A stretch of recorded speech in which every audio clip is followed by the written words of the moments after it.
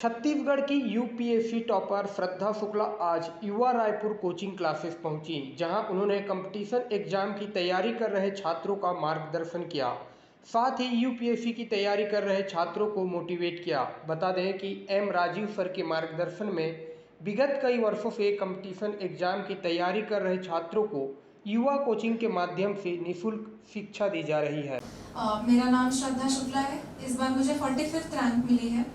इसके पहले भी मैंने 2 अटेम्प्ट्स दिए थे यूपीएससी में, और एक बार मेरा प्रीलिम्स क्वालिफाई नहीं हुआ था, और दूसरे बार मैं इंटरव्यू स्टेज तक गई थी, पर फाइनल लिस्ट में मेरा नाम नहीं आया था।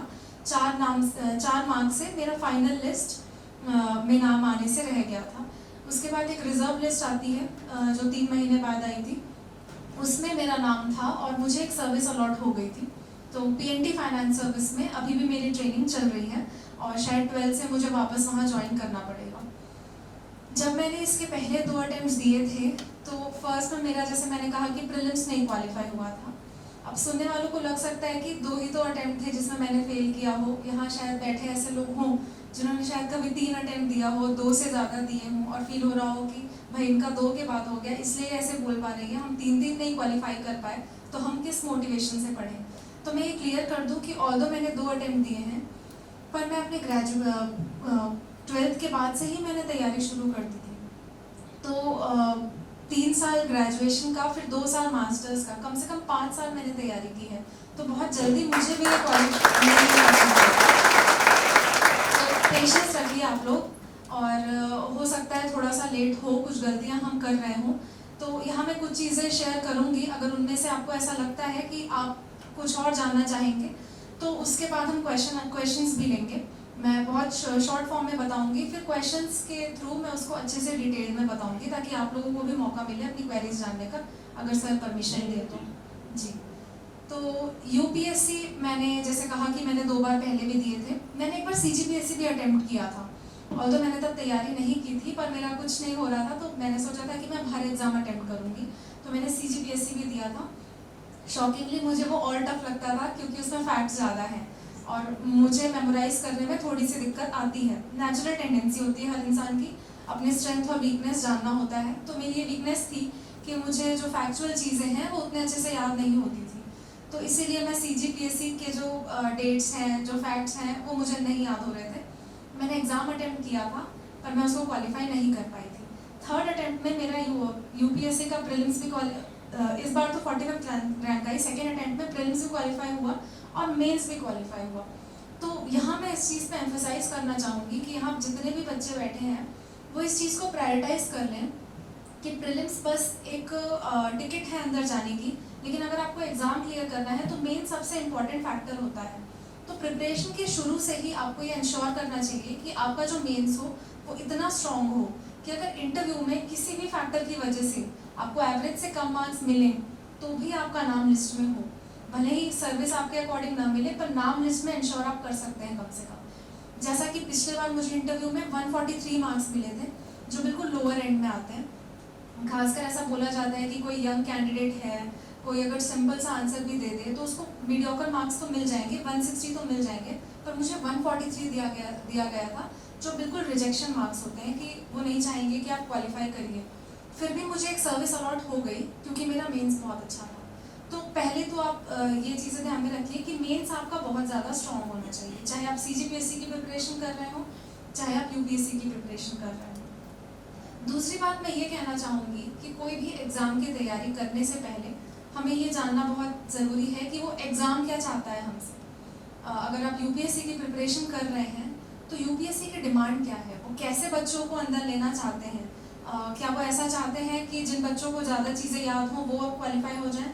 तो ऐसा तो बिल्कुल नहीं है, क्योंकि यहाँ बैठे कई बच्चों को मुझसे ज़्यादा नॉलेज होगा, लेकिन शायद मैंने क्वालिफाई कर लिया क्योंकि मेरी टेक्निक अलग थी, है ना। तो पहला ये कि आपको एग्ज़ाम की जो डिमांड है वो समझनी होगी। अब एग्ज़ाम की डिमांड को कैसे समझा जाए, ये भी एक बहुत बड़ा क्वेश्चन है, क्योंकि मैं ये बात नहीं समझ पाई थी अपने प्रीवियस अटेम्प्ट्स में।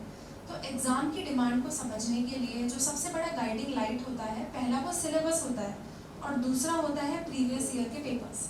अगर आपने किसी भी एग्ज़ाम के प्रीवियस ईयर पेपर्स को अच्छे से एनालाइज किए हैं, मैंने यूपीएससी के 35 to 40 ईयर्स के पेपर सॉल्व किए थे, तो अगर वो और मैंने सॉल्व किए थे, मतलब मैंने कोई प्रिपेयर्ड मटेरियल या मार्केट मटेरियल लेके वैसे नहीं पढ़ा था। मैंने हर साल के पेपर्स डाउनलोड किए थे, हर एक क्वेश्चन को मैंने गूगल किया था। उसके 4 ऑप्शंस हैं, अगर 4 ऑप्शंस में से मुझे 3 नहीं पता तो मैंने वो 3 भी गूगल किए थे। अब मैंने 2 बार फेल किया तो टाइम मेरे पास बहुत हो गया था, 1 साल पूरा था, मेंस मेरा प्रिपेयर्ड था, तो मुझे प्रीलिम्स में ही अच्छे से ध्यान देना था। तो मैंने एक एक उसके जो ऑप्शंस हैं उनको भी सर्च किया, और ऐसे तो कम से कम मुझे 3 से 4 सवाल का एज मिल गया दोनों बार प्रीलिम्स में। तो अगर आप प्रीवियस ईयर क्वेश्चंस को एनालाइज करेंगे, जब हम एनालाइज वर्ड यूज़ करते हैं तो वो सॉल्व करने से काफ़ी डिफरेंट हो जाता है। एनालाइज करना है आपको कि ये सवाल क्यों पूछा गया, और अगर ये सवाल पूछा गया है और मुझे ज़ीरो नॉलेज है तो भी मैं इस सवाल को कैसे सॉल्व कर सकती हूँ या कर सकता हूँ बेस्ड ऑन जनरल नॉलेज। बहुत अच्छा रिस्पांस है, मैम का भी अच्छा रिस्पांस है, प्लस जब से मैम आई हैं तब से स्टूडेंट्स भी बहुत पॉजिटिव वे में ले रहे हैं। कि पहले तो क्या बहुत सारे डाउट्स रहते थे कि तैयारी कैसी होगी, क्या होगी, जैसे ही मैम बता रही है एक एक चीज़ पॉइंट्स क्लियर कर रही है, तो उसके बाद देखने मिल रहा है कि स्टूडेंट्स बहुत ज़्यादा एक्साइटेड है अब तैयारी को लेकर। जो पहले थोड़ा कम थे, अब मेरे को लग रहा है कि बहुत ज़्यादा एक्साइटेड हो गए हैं। क्योंकि एक एक्साइटमेंट हमेशा से रहता है जब आप पीएससी यूपीएससी की तैयारियां करते हैं, लेकिन डिस्ट्रैक्शंस हमेशा आती है, तो उसको ओवरकम कैसे करना है ये आज मैम ने बहुत अच्छे से समझा दिया। हाँ, मेरे तो बहुत सारे डाउट्स क्लियर हो गए हैं, क्योंकि मैक्सिमम जो मेरे माइंड में क्वेश्चन आ रहे थे वो किसी न किसी और के माइंड में भी आ रहे थे, तो मैम ने बहुत अच्छे से क्लियर किया है। प्लस इनसे पहले जो सर थे हमारे, जो IRS हैं, उन्होंने भी बहुत एक सिम्प्लीफाइड वे में समझाया है कि हाँ, प्रैक्टिकल जो दिक्कतें हैं वो तो आएगी, हर किसी को आती है, लेकिन ओवरकम कैसे करना है, ये बहुत अच्छा था आज का सेशन। यस सर, सबसे पहले तो बहुत समझ में आया कि हाँ, यूपीएससी कोई भी निकाल सकता है, क्योंकि हम में से आम इंसान यूपीएससी निकालते हैं। बस ज़रूरी ये है कि स्ट्रेटजी कैसे बनाए, क्योंकि जैसा कि मैम ने भी कहा कि कभी कभी हमारा एक बार फेल होते हैं तो हम टूट जाते हैं और लगता है कि नहीं, हमसे नहीं हो पाएगा, लेकिन नहीं, मैम ने भी 5 साल दिया। ज़रूरी है प्रयास करते रहना, प्रयास करते रहेंगे तो ज़रूर निकल जाएगा यूपीएससी। ऐसा कोई भी पर्वत नहीं जिसे इंसान पार ना कर पाए, चाहे वो माउंट एवरेस्ट भी क्यों ना हो। तो हाँ, निकाल सकते हैं हम यूपीएससी। सर, सबसे पहले तो ये युवा कोचिंग बहुत ही अच्छी पहल कर रहा है, जहाँ तक हो सके बच्चों को फ्री कोचिंग दे रहा है। मैं लगभग 4 से 5 महीने हो गए पढ़ते हुए यहाँ पे। क्लासेस बहुत अच्छी होती है, ये नहीं है कि फ्री कोचिंग है तो ध्यान नहीं देते, टीचर एकदम पर्टिकुलर आते रहते हैं यहाँ पे, हर एक सब्जेक्ट पर ध्यान दिया जाता है, ताकि ऐसा ना हो कि बच्चों को लगे कि हम फ्री पढ़ा रहे तो कुछ भी पढ़ा दे रहे। टाइम का बहुत ध्यान देते हैं यहाँ पे टीचर लोग, बहुत अच्छा है सर, बहुत ज़्यादा। सर कभी भी होता है तो बीच क्लास में आ जाते हैं और हमें मार्गदर्शन देते हैं, और संडे को डेली, जबकि सर का भी छुट्टी, क्लासेस छुट्टी रहती है जॉब का, सर ये नहीं सोचते कि नहीं मेरा छुट्टी है तो मैं अपने घर में रहूँ, जबकि वो आते हैं हमारे लिए, सिर्फ आ जाते हैं और अपना दिन नहीं बिताते और हमारे को मार्गदर्शन देते रहते हैं, जो कि बहुत अच्छी बात है। जी, जो डाउट्स थे वो अच्छे से क्लियर हुए हैं। जैसे यूपीएससी और पीएससी में मतलब क्या डिफरेंस है, या हमको किस वे पे अपना तैयारी शुरू करना है। जैसे मेंस का हमको शुरू करना है, उसके बाद हमको प्रीलिम्स पे ध्यान देना है, फिर इंटरव्यू का एक बेस बनते जाता है, तो फिर वो इंटरव्यू के लिए भी हमारी तैयारी हो जाती है। तो उनसे तो हो गया है क्लियर, काफ़ी सारे डाउट्स क्लियर हुए हैं मैम से, क्योंकि वो भी छत्तीसगढ़ से हैं, हम भी छत्तीसगढ़ से हैं।